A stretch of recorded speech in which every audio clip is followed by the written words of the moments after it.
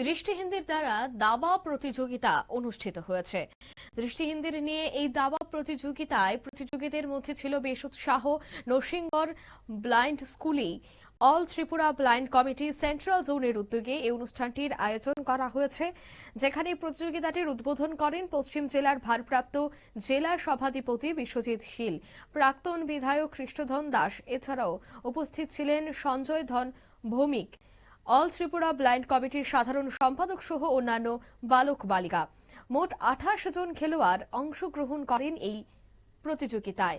এদিনের এই প্রতিযোগিতা থেকে কি বলছেন পশ্চিম জেলার ভারপ্রাপ্ত জেলা সভাধিপতি বিশ্বজিৎ শীল, শোনাবো। আজকে আপনারা জানেন আমাদের অল ত্রিপুরা ব্লাইন্ড কমিটির উদ্যোগে সারা ত্রিপুরা যে আমাদের দাবা খেলোয়াড় যারা আছে ব্লাইন্ড, তাদেরকে নিয়ে আজকে একটা কম্পিটিশন আমাদের এখানে শুরু হচ্ছে, ইতিমধ্যে শুরু হয়ে গেছে। তো আপনারা জানেন আমাদের এই সরকার প্রতিষ্ঠিত হওয়ার পর থেকে আমাদের রাজ্যের সমস্ত অংশের যারা খেলোয়াড়রা আছে তা বিভিন্ন খেলায় যারা অংশগ্রহণ করছে, তাদের মধ্যে বিভিন্ন প্রতিযোগিতা সেখানে শুরু হয়েছে।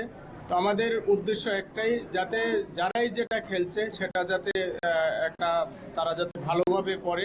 তো তার জন্য সেখানে বিভিন্ন সরকারি উদ্যোগে বেসরকারি উদ্যোগে সেখানে কম্পিটিশনের ব্যবস্থা করা হচ্ছে। তো আজকে ব্লাইন্ড কমিটির উদ্যোগে সারা ত্রিপুরা থেকে আমাদের ব্লাইন্ড যারা ছাত্রছাত্রী আছে, যারা আমাদের এই দাবা খেলার সঙ্গে যুক্ত, তাদেরকে নিয়ে সেখানে কম্পিটিশন শুরু হয়েছে। তো সেটার আমি প্রথমত সফলতা কামনা করছি এবং যারা আজকে জয়ী হবে তাদেরকে আমি আগাম শুভেচ্ছা জ্ঞাপন করছি, এবং যারা জয়ী হবে না তাদেরকেও শুভেচ্ছা এবং অভিনন্দন। তারাও যাতে আগামী দিনে ভালো খেলে এবং তারাও যাতে জয়ী হতে। আপনারা শুনলেন, অর্থাৎ তারা যেন জয়ী হতে পারে তারা শুভ কামনা করেছেন। তবে 28 জন খেলোয়াড়রা প্রতিযোগীরা কিন্তু আজ অংশগ্রহণ করেন, যেখানে দেখা গেছে যে প্রত্যেকের মধ্যে ছিল উৎসাহ। একেবারে টাইম অনুযায়ী শুরু হয়ে যায় খেলা, সমস্তটা নিয়ম মেনেই চলে। ছাত্রছাত্রীদের বা ব্লাইন্ড কমিউনিটির মূল উদ্দেশ্যই হচ্ছে যে তাদের মধ্যে উৎসাহ বাড়ানো খেলার প্রতি, আর এই উৎসাহ বাড়ানোর জন্যই কিন্তু এই বিশেষ প্রতিযোগিতাটির আয়োজন করা হয়েছে। নিয়ে নিচ্ছি ছোট্ট একটি বিজ্ঞাপন বিরতি, সঙ্গে থাকুন।